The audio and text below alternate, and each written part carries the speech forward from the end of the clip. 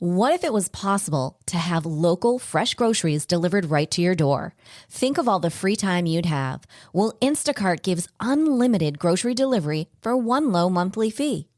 Forgot that special ingredient in your favorite dish? Instacart can deliver it to your front door in as fast as 1 hour. You can shop multiple stores, see deals in your area, and save time and money. I've been using Instacart for over 3 years. I started using them in Arizona, and I'm using them here in Florida. I love the time-saving convenience. They pick the freshest products, and they keep my eggs safe too. To receive your first delivery free, follow the link in the show notes so that Instacart knows that we sent you and to help support the show. Instacart, never step foot in a grocery store again. As we close out the year, I like to take time to look back at all the blessings and inspirations that our guests have brought to both you and I. This month, I have curated a very special lineup of guests that include never-before-heard excerpts from interviews as well as the top-rated episodes by you, our Empowered Within community. If you'd like to be in the know of all of our events, giveaways, and new episodes, head over to jenniferpilates.com and hit subscribe. Thank you so much for being a part of our Empowered Within community. Enjoy today's episode.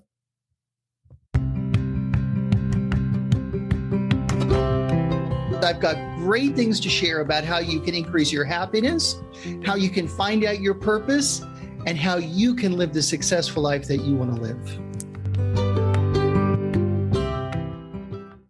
There are many things people need to balance in their lives in order to maintain happiness and emotional health. You need to look after your romantic, spiritual, and physical needs to keep them in balance. When feeling down, seeing an intuitive advisor could be the optimal way to get back on track. An intuitive reading session could be the tool you need to reduce the ambient noise in your life and focus on things that truly matter, growing, finding clarity, and empowering your life. Head over to jenniferpilates.com to claim your special intuitive reading. Again, that's jenniferpilates.com.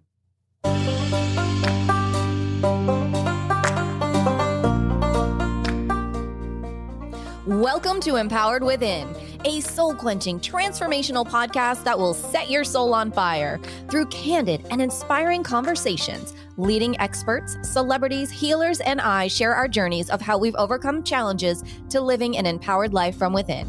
I'm your host, Jennifer Pilates. Welcome to another episode of Empowered Within.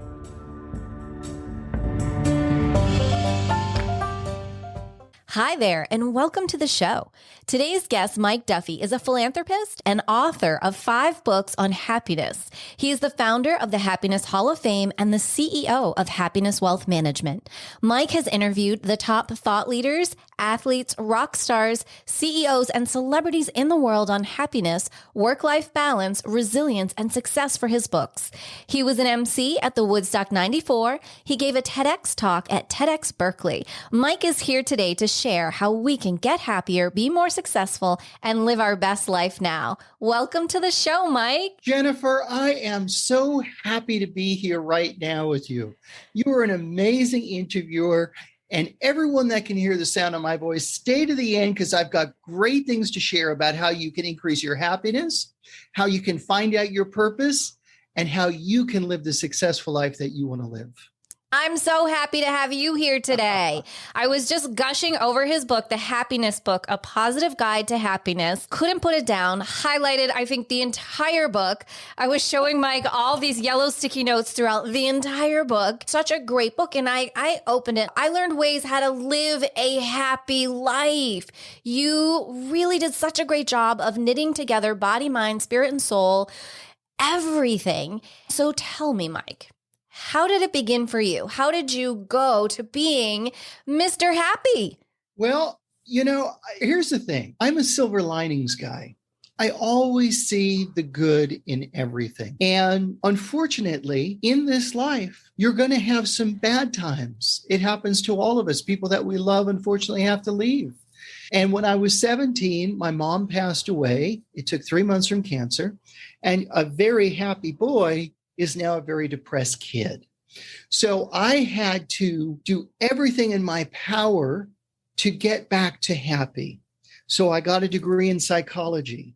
I read every single thing I possibly could on the power of positivity, whatever there was that talked about success, I absorbed it, I devoured it, and that hasn't stopped.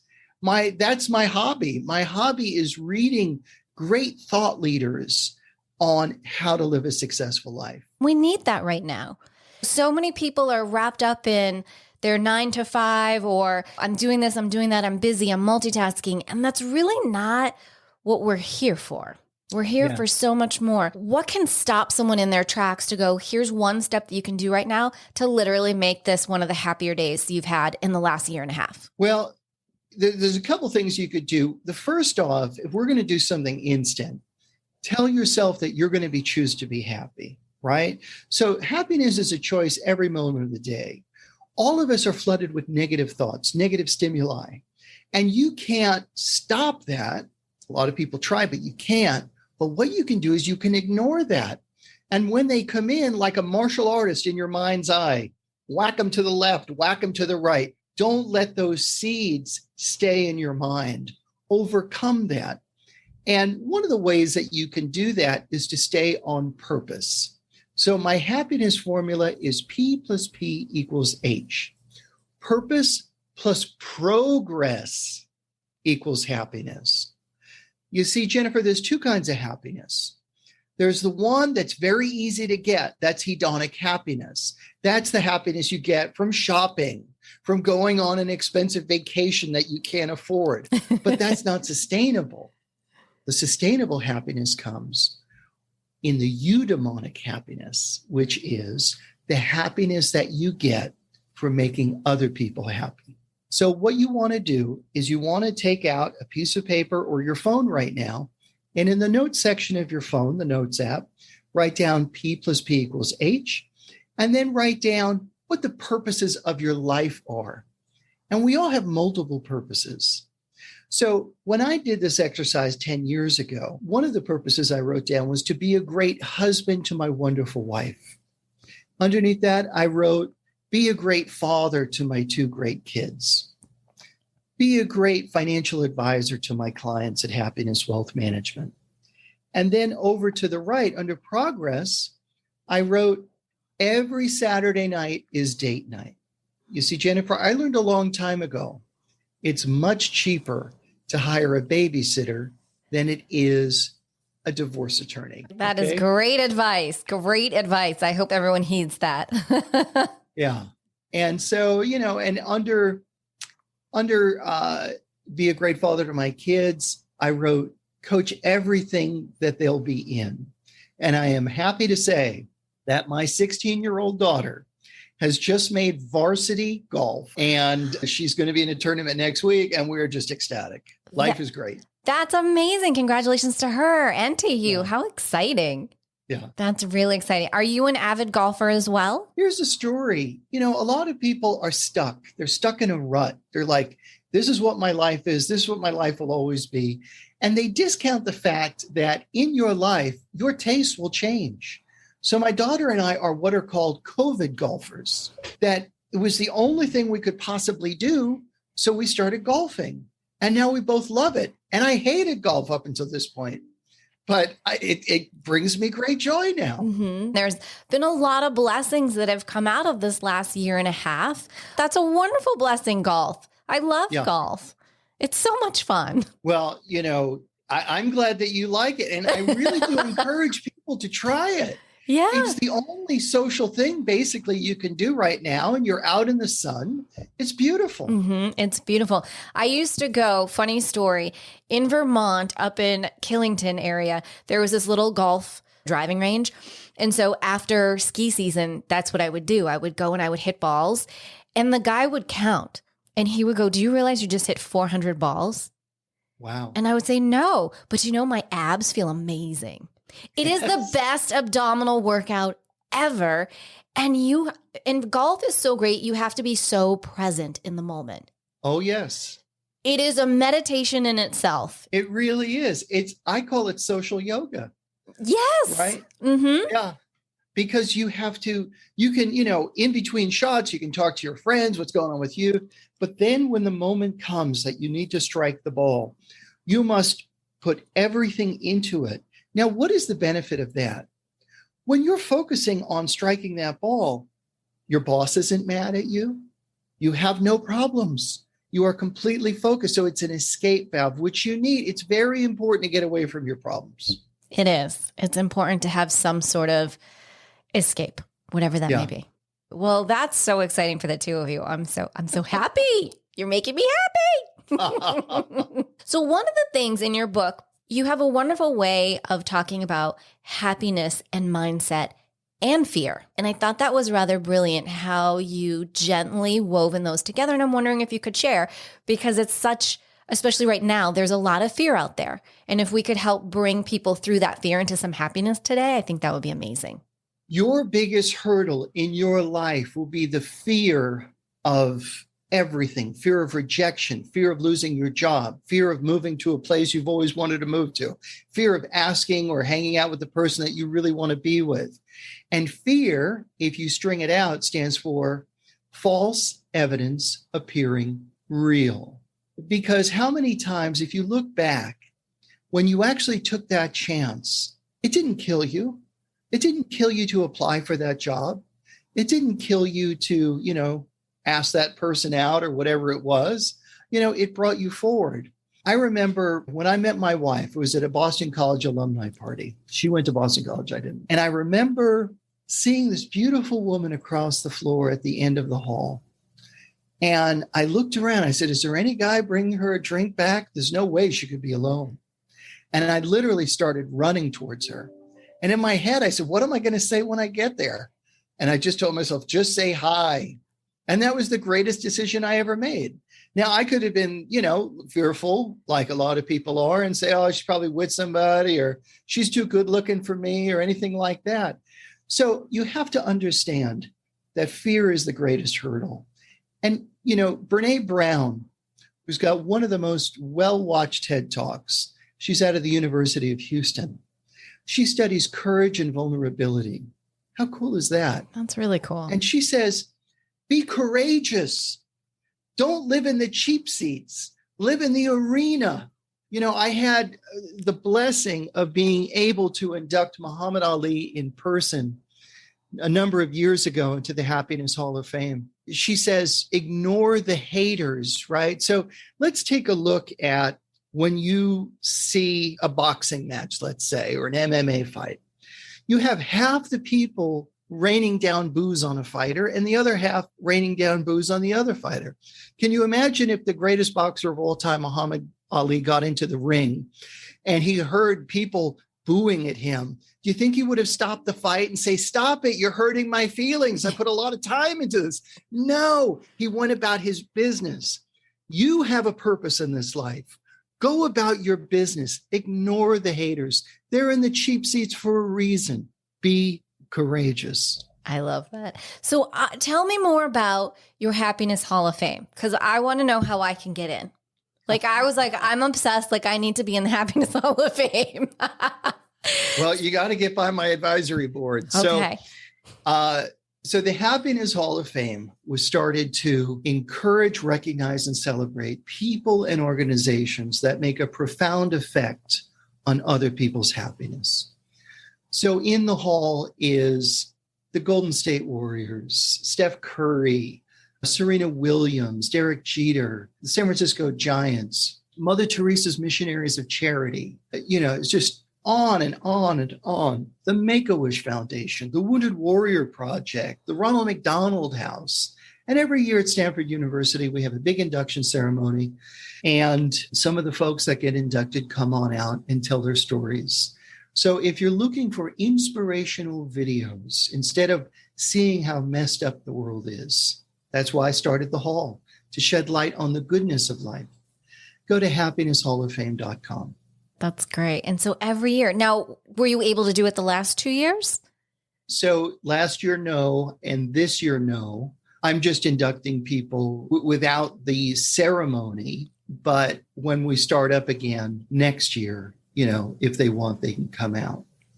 And I have a really good story. You talked about fear and uncertainty. Would you like to hear about the latest inductee into the hall? Absolutely. Okay. And it goes to golf too. So now that like I love golf, I'm starting to induct golfers. So Hale Irwin was one of the most recent inductees. Now, golf is 550 to 600 years old. So you can imagine if somebody is rated as the 25th best golfer of all time, this guy's got to be a really great athlete, right? Right. So I reached out to Hale. He calls me back and we spoke for about 45 minutes. And I said, Hale, I have become obsessed with golf. And I was watching one of the most thrilling golf movies of all time, the 1991 Ryder Cup. I've seen it 3 times now. And you are the hero of that movie because you go last. And it's the US versus Europe. And it's between you and the great Bernhard Langer. And he's about 46 years old or maybe even 47. And I said, can you please tell me so that I can give this wisdom to other people when I speak? How is it that under so much pressure that you can get such great results and success? How do you put all the noise to the side? He said, Mike, I've won the US Open 3 times. I'm the oldest man to win the US Open at 45 years old. But when I was a young man, I won my first US Open, but I almost didn't. You see, I got a panic attack. But the thing is, I thought I was having a heart attack. I'm on the 17th hole. And it was at that hole that I realized, wait a second, I can win this. And then all of a sudden, the panic and the fear jumped in. And my heart started beating outside of my chest. I started to look around to the left and the right sideline where I could mingle into the crowd and lay down and have my heart attack in peace. He goes, I was completely off my game. And I was about to lose. And a voice came inside my head. And it was my wonderful father's voice. And he said, Hale, I always told you to finish what you start. And he goes, it was that wonderful pouring of love that my father had given me all of those years that I leaned on. I put my head down. I said, I'm going to finish this out. And I won my first US Open. So I think that that's a great story for those that are unemployed, for those who have lost a loved one recently. Understand that this too shall pass, that if you can hold it together through these tough times, you'll get to the other side and to the victory that's coming your way. Mm-hmm. Thank you for sharing that. What a move. I have such goosebumps from that story. Oh my gosh, because I know what it's like to have a panic attack. I can't even imagine on the 17th hole having a panic attack. God bless him. Oh my gosh. Wow. My and goodness. That's one of the reasons why I put the hall together as kind of a justice league. So, you know, when COVID hit, we were in the teeth of COVID. I reached out to one of the greatest selling authors in the history of the earth, Mark Victor Hansen. He's the co-author of Chicken Soup for the Soul, which if you put them together, all of the books that were sold are second only to the Bible. So I said, hey, Mark, it's Mike. How you doing, Mike? What are you doing for COVID? This is messed up. What do I tell the folks, right? So it's, you know, I can look down at my phone and I'll have an NBA coach give me a call. Like 1,000 years ago, St. Augustine said that it's in giving that we receive. You know, how do you want to create your life? I remember growing up in the 70s in New York City. I was born in Brooklyn, raised in Queens. My mother was so beautiful. She as funny as Lucille Ball. She was an Irish immigrant with a 6th grade education, looks like Sophia Loren, and loved people. And she would talk to everybody. And I remember one time she said to the lady next door, she says, where's Frankie? I haven't seen Frankie around. And she says, oh, you know, Frankie went to go find himself. You know, he moved to California to find himself. And the 70s were a lot about finding yourself. But my message today is that you don't find yourself, you create yourself. Who is it that you want to be? You can realize that objective and reach the goals and dreams that you've always wanted. You just have to put massive action into effect. Any tips on how someone can go about that right now? If they say, okay, I want to create, I want to figure out what my purpose, my passion is. Mike, how do I begin? First of all, you have to sit down and you have to put pen to paper. Benjamin Franklin said that 1% of people are successful because only 1% of people write down their goals. Jennifer, I remember a number of years ago, I was in my starter house. And again, I've been researching success and all of this stuff for a long time. And I was writing down my goals in my notes app, and I was writing down goals that I knew were achievable. What's the point in that? And I was too afraid to put down my real goals, which was I want my dream house in this town and it's going to look like this. And I want to make X amount of money. But I was like, well, I don't want to be disappointed. And that's why most people don't reach where they can go, because they don't want to be disappointed. Mm-hmm. They don't want to feel like a failure. So write down goals that you want, your dream goals, big, hairy goals that you think that you're never going to achieve. Why not? What do you have to lose? You don't have to share this with people. Right. But write it down. And then every year, so today, write down what you want to achieve for the rest of 2021. Then the beginning of next year, write down what you want for 2022. And every year do that. And then go back and visit. Take a victory lap when you see what you've accomplished. Pat yourself on the back. So that's what I would recommend. I think that's a great recommendation and an easy way to start, pen to paper today. That's a great thing. Well, I have a question for you. What's your favorite restaurant on Boylston Street in Boston?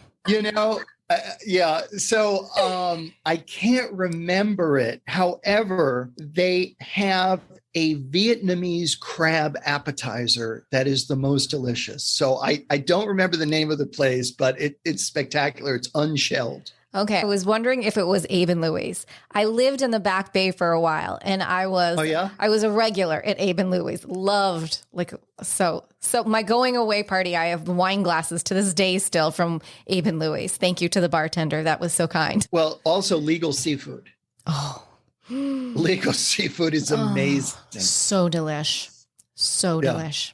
Mm-hmm. I love that area. What is one aha moment that you've had throughout your research, throughout studying happiness and success and bringing this into your life? What is one moment that sticks out as such this aha moment for you? It was when I inducted Mother Teresa's Missionaries of Charity into the hall. So the Missionaries of Charity in San Francisco had to coordinate to get India's approval, the head of the organization there, to accept the award. And so they called me back and said, it's a go. So come on up to the convent in San Francisco. So I brought the award, and I wanted, I'm Irish, so the Irish love sweets. And so I wanted the nuns to have a great dessert that night. So we have designer cupcakes around here, and I got 24 designer cupcakes. And I also wanted my daughter, Kendall, to experience what it is like to be around these amazing women who give their entire lives for the poor. I wanted her to experience real dedication to a noble purpose. So we went up, and we walk in, and I said to the Mother Superior, I want you guys to have a great dessert tonight. And she said, oh, our friends on the street will love these cupcakes. And all of a sudden, you asked for an aha moment. Mm-hmm. My life was changed permanently. So that was the birth of the Happiness Hall of Fame homeless outreach. I go out almost every day, and I look for my friends on the street, and I make new friends. And what these people need is a lot of things, but what they need is love. They need a friend. They need someone who knows their name, who knows what they're dealing with, what their problems are. I pray with them right on the street. But what I really get out of it is that they pray for me on the street. So it's a two-way street. And let me tell you something, a lot of their prayers have come true. So that was my biggest aha moment, when I rededicated myself to my friends on the street. That's beautiful. We have that in common. I've always done that. It was big to me working with St. Vincent de Paul out in Arizona. And beautiful. Now that I've been here in Florida, just the other day, as a matter of fact, I went over to the dollar store and they had some of this fancy Icelandic water, so it doesn't have fluoride in it. So I said, I'm going to get some of this. And I wanted to just go for a drive. So I drove down towards Fort Myers City, and there's a lot of homeless people that gather in a certain area. And I saw this one woman, and she was so beautiful to me. And I drove back around the block, stopped my car, and started, chatting with her and introduced myself and said, could I offer you some water? And it was just such a wonderful exchange. And it just warms my heart, like for you, giving back and serving others and remembering that we're all brothers and sisters. All our DNA is connected in some way, shape, or form. And we've got to be here for one another, especially in these times. Yeah. One of the favorite moments of my life, the San Francisco Giants are in the hall. They came out to Stanford. They brought their 3 World Series trophies. And I'm making a movie. And so they're in the movie. And I have a great relationship with their front office as a result. So when I was visiting with my friend Zach for 6 months, now Zach was born without the ability to stand. He has to drag himself by the knuckles in order to move forward. I said to Zach, who used to sit outside of the Walgreens in the shadow of Stanford University, I said, Zach, what is the desires of your heart? What are your dreams? And he said, Mike, my dream is to meet the players of the San Francisco Giants. I said, Zach, let me see if I can make that a reality. So I called the front office and they said, absolutely. Not only will we have him meet the players, but you can come during batting practice, doing our premier game of the season, our hated rivals, the LA Dodgers. Oh, he can come. Big game. You can meet them. Yeah. So I'm wheeling him out onto the field during batting practice. And he says to me, Mike, this is the greatest day of my life. And I said, Zach, this is one of the greatest days of my life. So again, it's in giving that we receive. It is. It truly is. And happiness comes forth through that. Yep.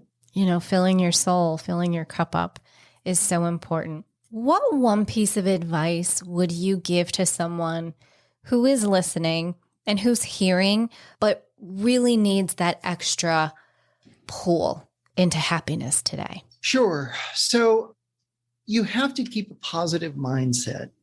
You have to plan for peace. One of the latest inductees is Dr. Kevin Elko.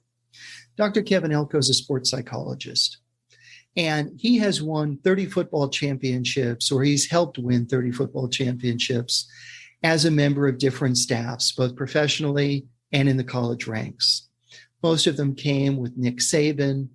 He helped the Philadelphia Eagles beat Tom Brady when everybody counted them out, the Pittsburgh Steelers. This guy's at the top of his game.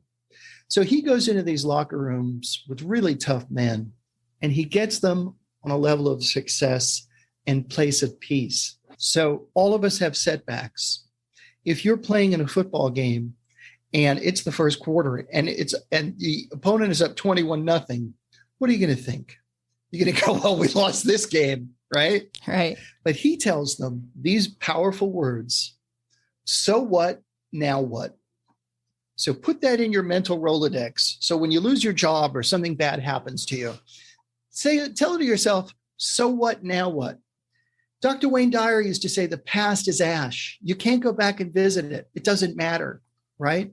So whatever has just happened to you can't happen again, right? So just say, okay, well, that happened.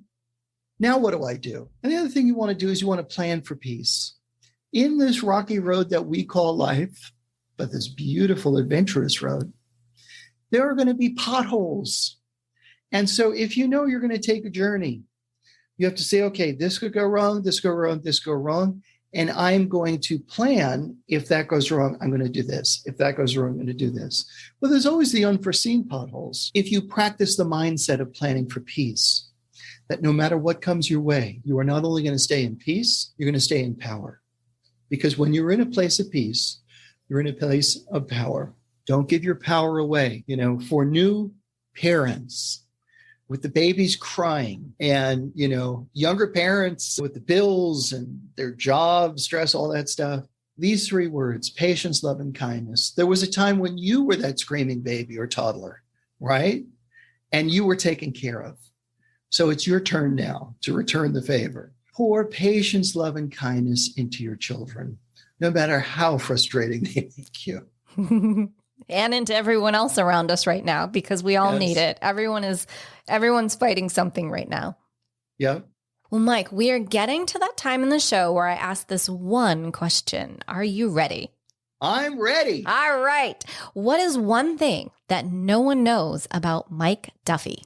Well, you know what? If it wasn't for our extensive talk today about golf, I would say it was golf because I'm a recent golfer. So most people don't know that.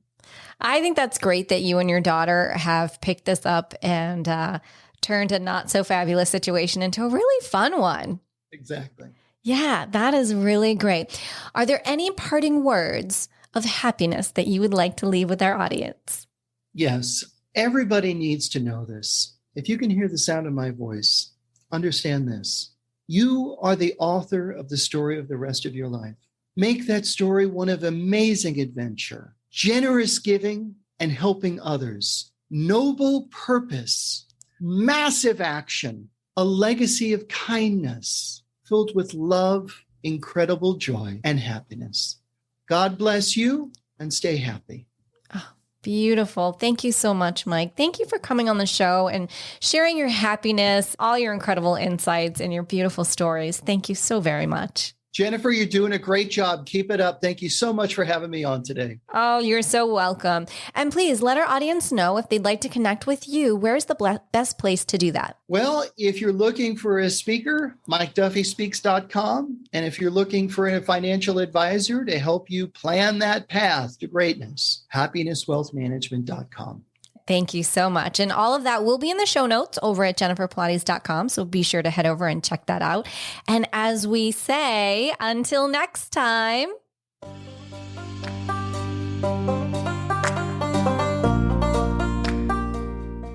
Thank you so much for tuning in to another episode. Please remember to rate, review, and subscribe to Empowered Within with Jennifer Pilates. Your feedback is important. It helps me to connect with you and gives me insight into who you are and what you're enjoying about the show. For today's show notes and discount codes from today's sponsors, head over to JenniferPilates.com. Until next time, may you live an empowered life from within.